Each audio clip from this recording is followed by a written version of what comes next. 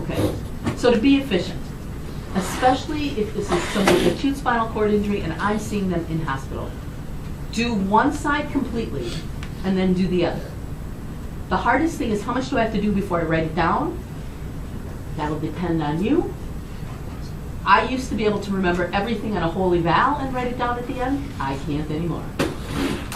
My tendency is I keep going till something changes, and then either I write it down or I make them work on memory. That's my suggestion.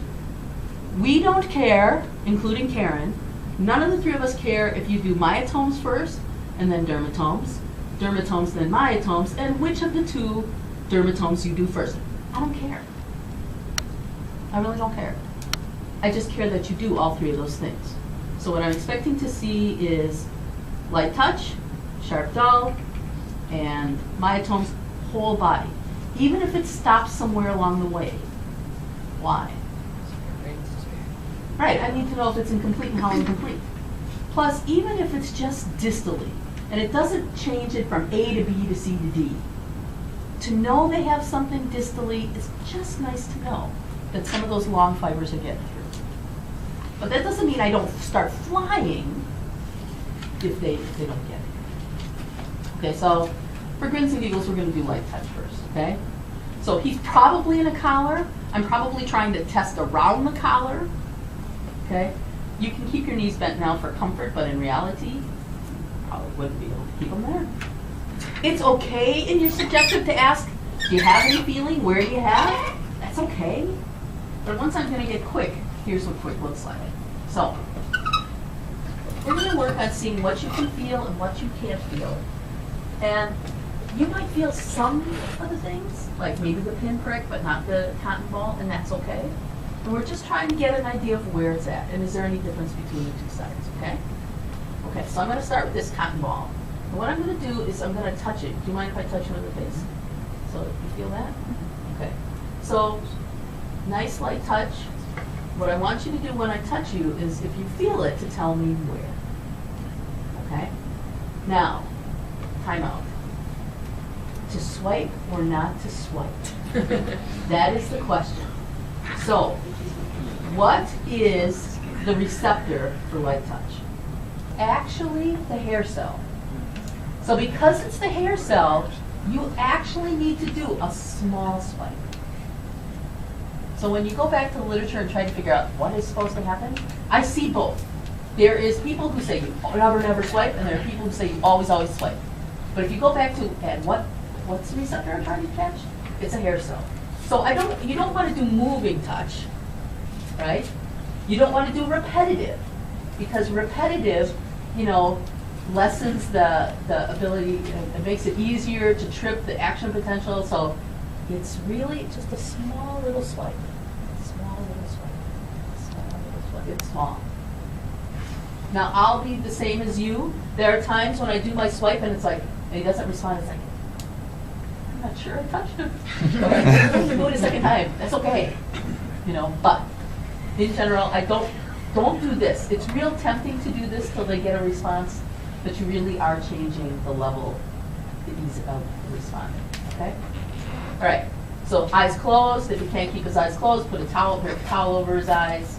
I don't care which. Tell him I'm going to be testing the whole side of your body and your hand, and when we go down to the leg, I'll let you know. Okay? And so I'm going to test the back side of hands, just so, because of no calluses, so if you can't see. So we already did face. So let me know if you feel it and where. Sorry, I'll go over my shoulder. Side of my arm. Middle finger. Thumb.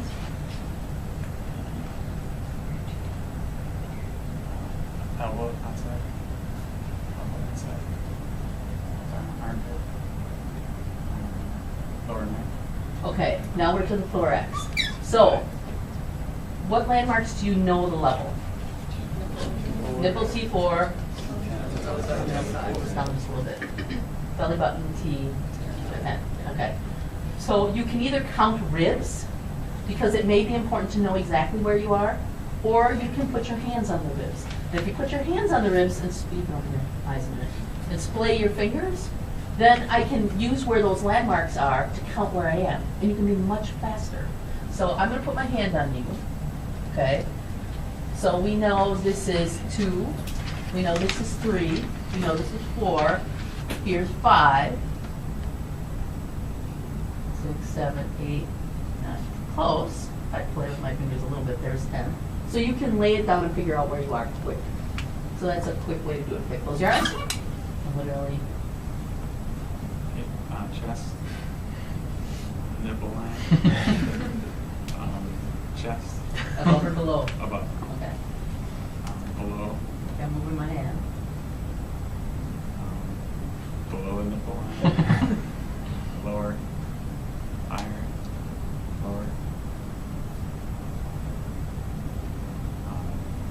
Bottom of my ribs. Lower.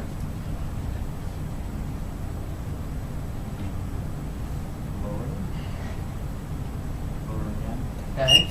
And then we get down. So now I'm gonna play with where the sheet is. So if you want to look for a minute. Dr. Judy, can I ask you a quick question? You can. How does this change if you have a female patient? I drape even more, and you can stay more laterally. Okay. So if you think about, they're actually in rings. I had one patient who insisted it was in the outpatient setting. This had been done before, and her level was changing right in this area. She insisted we tested her on the back. You can. Landmarks are a little tougher, but it's still in that segmental way. But now you're going to use the spine of the scapula, inferior angle of the scapula, to help be your landmarks. All right, so I've gotten down to about T11. Do you mind if I move your shorts just a little bit? Close your eyes. Feel anything? Above mine. Okay. Now don't feel anything anymore, okay? So, L1, L2, L3, and I really start moving it, right?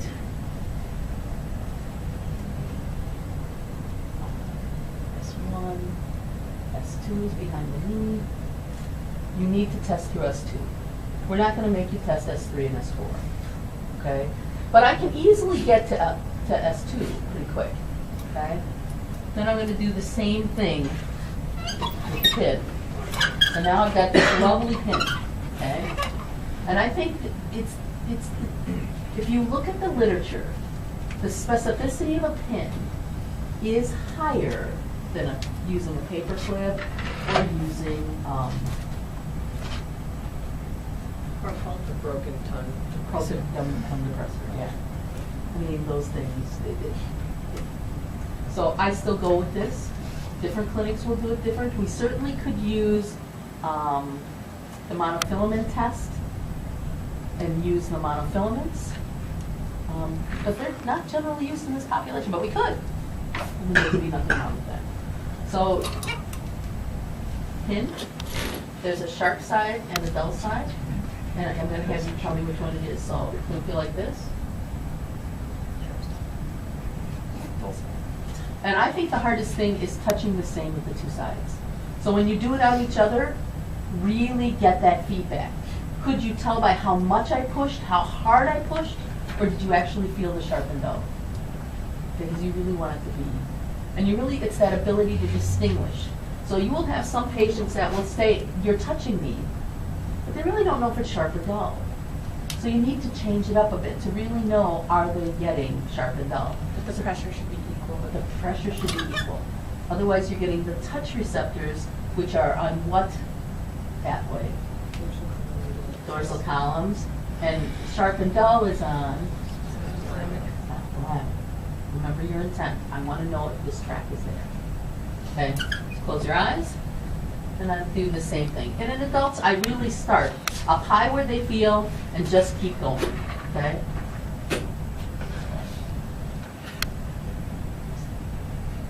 Sharp or dull? Dull.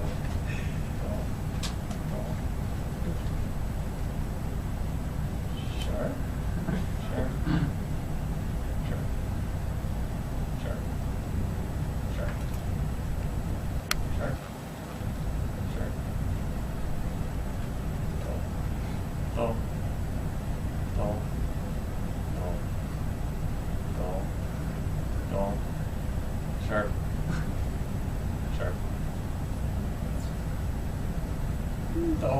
Dull.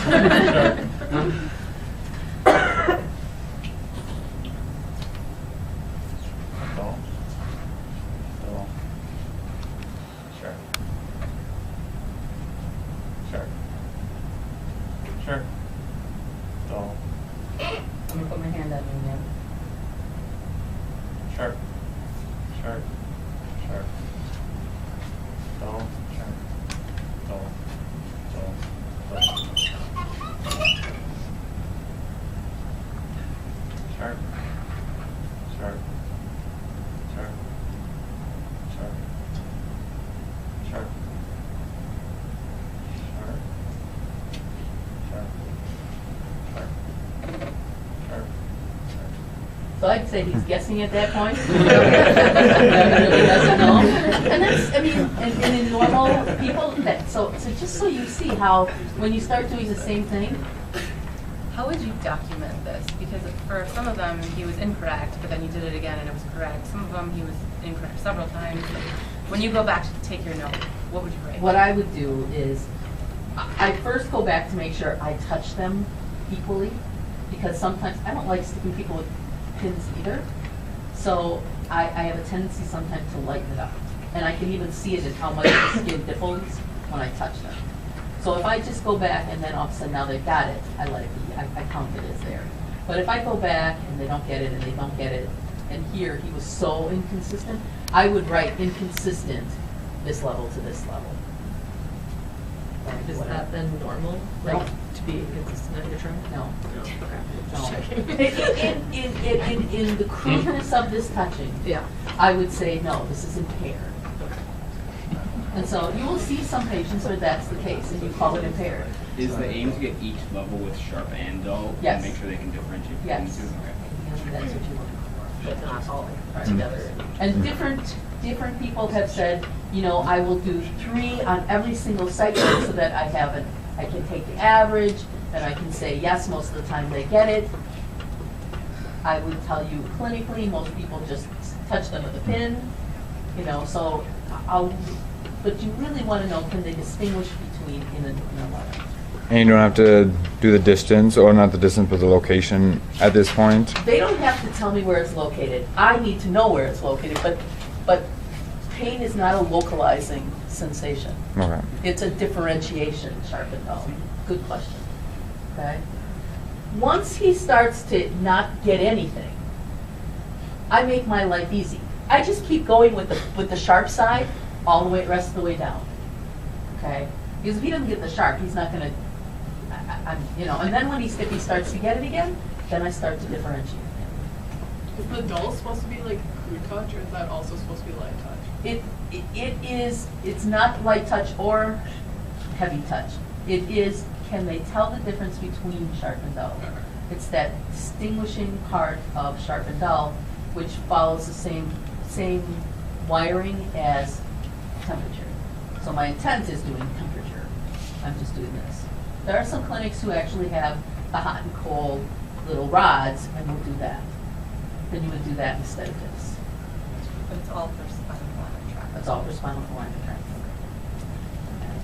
Which is a good question. If someone has light touch, they may tell you where it is, but not be able to distinguish sharp and dull. That's what you want. And so that's why I don't even ask where is it, because I don't want to get myself messed up with what it is I'm testing. I'm kind of going to go up or down. Question with any of those? Okay. The nice thing about this, and I usually do light touch first just because it's not very invasive, gets them to know me, they realize I'm not an ogre yet. So that's usually helpful. All right. Then, are you okay? Are you Yep. warm enough? Yes. All right. Then I'm going to come in and do my tone. And I really do. I just stay on the side and do the whole thing. Especially in acute care, because I'm going to have to climb over them in the bed, deal with all the lines. So, my tones. So, one of the reasons in spinal cord that C5 is biceps is because, imagine this in acute care, he might have a halo on, he may have some other kind of cervical thing on, so and it may be very acute, so he may be limited in how far he can raise his arm above horizontal. So by convention, since we can get fair strength of the biceps, C5 is biceps. So that's where it came from. Oh, it's nice to know where things come from. Okay, so we're gonna see how much you can move, okay? And just get a sense of what's going on, okay? So first and foremost, can you bend your arm like you're gonna touch your shoulder? Excellent. Come back down. And I'm gonna look at how much range it is. Okay, now we're gonna put it here. Don't let me pull it out. Ready? You got it? I'm stabilizing, hold, hold, and I can palpate at the same time. It's just a good idea, okay? C6. Question. Yes. I know when you do manual muscle tests, you're not supposed to touch the muscle. That, like, true manual muscle test? Wrong. Wrong? You're Okay, always just supposed to kidding. palpate the muscle. But that's okay. I've seen some people say that, but how are you going to know which muscle group it is? Especially if he cheats and I don't catch it, and instead of biceps, he's here. Now what muscle group do I have? Brachioradialis. Brachioradialis. So it's different than when I'm palpating. It's like, really? Yeah. Okay, turn your palm this way. Now hold it. Oh my gosh, it's way different. And where that'll especially come in is in the wrist and the different wrist muscles. Okay? So you want to palpate. Definitely. And stabilize. Because he may not have the ability to stabilize. And so for a lot of my patients, we're going to work this right now as if they're a very acute patient. I'm doing everything in horizontal. And how do I do it all in horizontal? Can I do more traditional positions in sitting? If you can stabilize the spine enough. Because they don't have core stability. And so you're going to have to stabilize the spine. And we'll get to that in a little bit, okay? So C6, can you see your wrist? So what we're going to do is this. Can you do this with your wrist? Good, relax. I want to see if he's going through full range. He is. Okay, bring it way up there again. Hold it there. Don't let me pull it down. So C6. C7, triceps. So I'm going to move your arm up here. And what we're going to do is I'm going to see if you can straighten your elbow all the way up. And I'm palpating with my thumb. I'm feeling. Am I getting the triceps? Good. Sure looks like it's full range. Good. Come way up again. Not quite there. Good. Hold it. So C6.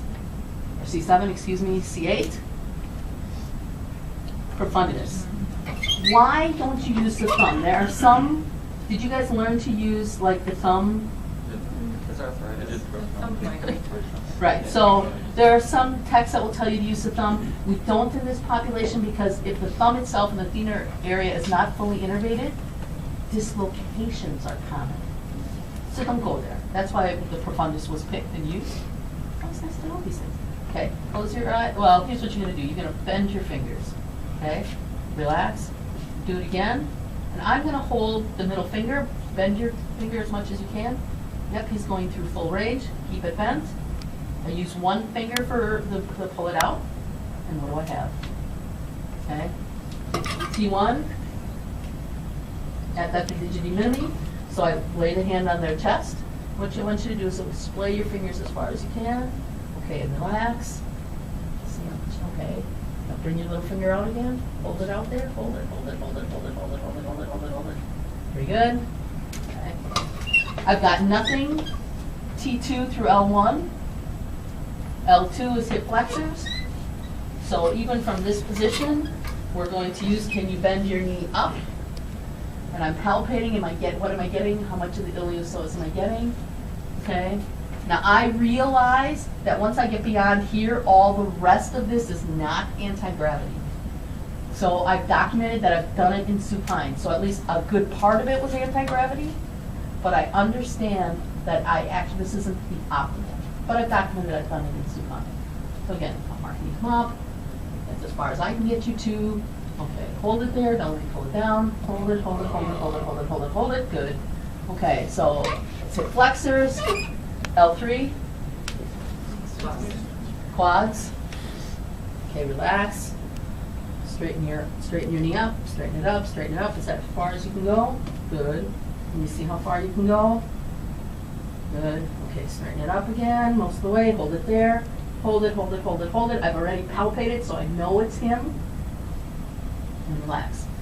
Otherwise, I can kneel on the bed and flex this over my knee. Okay? Or I can put a roll. Okay.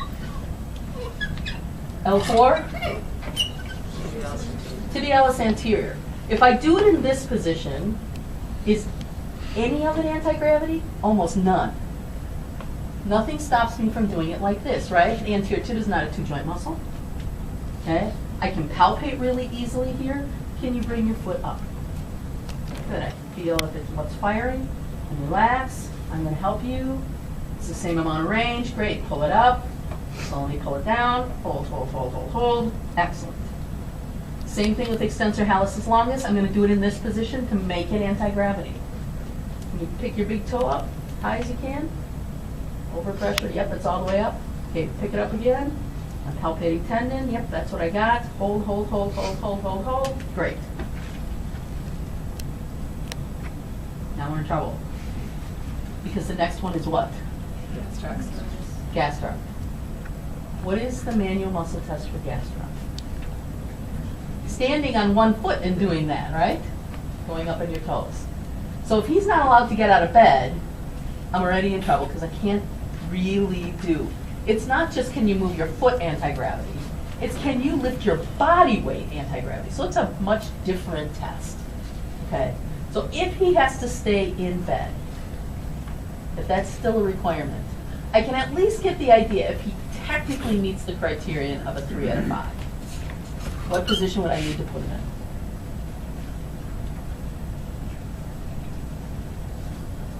Okay. So the problem is, unless he's got a lot of range, now can you push your toes toward the ceiling? That's at least anti-gravity, right? He's at least moving anti-gravity. To do a lot of resistance here doesn't make a lot of sense, but at least I can see, can he move there? And I said it's in supine, so people understand. And I would document is at least 3 out of 5. And I leave it there. And that's enough for me to do all my ratings.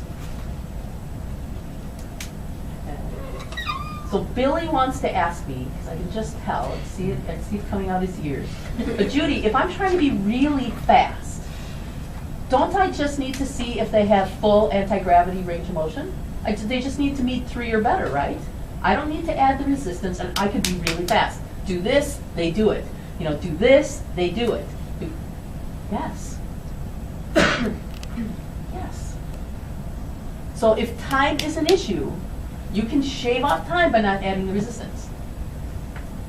The impractical part of that is, later when you go see him, now you're going to have to still do all the manual muscle testing. So if I can get away with it, and it really doesn't take very long, I can really do what I just did in a minute and a half. A minute and a half on each side, that's 3. That means I've got 7 minutes to do all the sensory. That can be done. Now, with a real human being, they may slow you down a bit.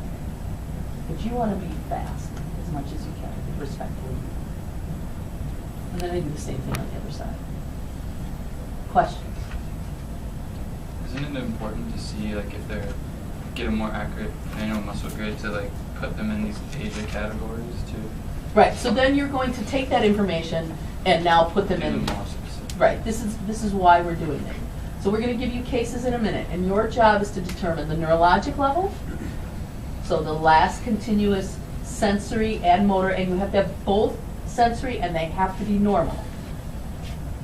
So what is that level? And then determine the AJA level.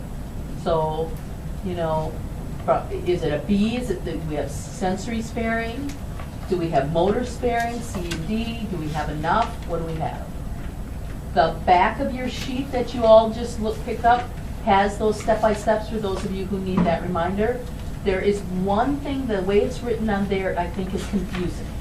And it says for AJA C, it talks about, do you have muscle function in at least half the muscles? And to determine between C and D, it says C is if the grades are 0 to 2. Well, if it was a 0, you didn't really have a muscle grade. So that would mean anybody who has nothing would automatically be a C, and that's not true. So it's a little weirdly worded. It really should say, you know, fair or 1 and 2. Okay. So just when you look at that, don't later go, but it's written like this, and this is an official form, so it must mean, no, it's just worded poorly. Just to clarify, when we do this, like for the AJA scale stuff, There's no pluses in the manual muscle test? No, no plus, no minus. I mean, you could, I mean, it's not wrong to use a plus, it's just not in their scale. They're getting the big picture. Okay. Any other questions?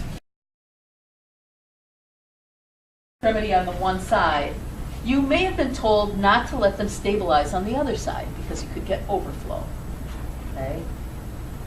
In our neurologic populations, we let them stabilize any way they can because they probably, or in this case, especially in spinal cord, don't have the core to work off of. Okay. So if I was going to do, I'm just going to do some simple muscle tests. I'm going to do biceps and wrist extensors, and I've got them in sitting, ways to stabilize. Okay? So I can still ask him, can you bend your elbow all the way? Great.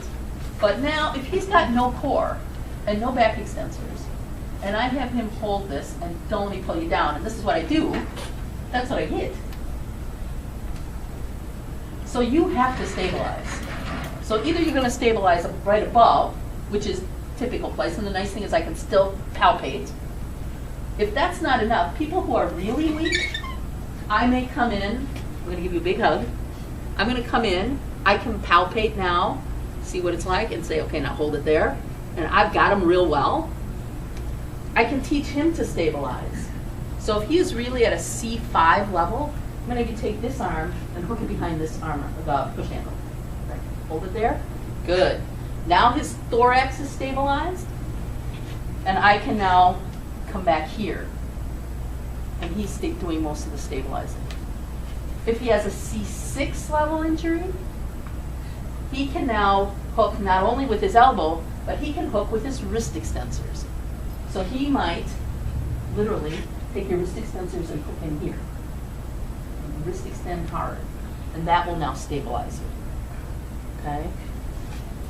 And he'll find different places to do that. Probably won't be the armrest because most of the wheelchairs will be like these two-wheeler ones. And if he hooks there, they'll come off. Okay? But those are some stabilizing we'll do in the chair. Okay, you can relax. If I want to stabilize and he's on the mat table, now I'm kneeling behind him and using that hug technique. I'm putting my aid behind him to stabilize while I do things. Or if he's really big and I can't stabilize him, I lay him down and do it in supine. Same thing if you decide to muscle grade the scapular muscles. You're going to probably want him to try with the other arm to stabilize, even though most of the scapular muscles, you manual muscle test in prone. But the more you're in horizontal position, the more the whole body is stabilized just by position. You really have to think about that.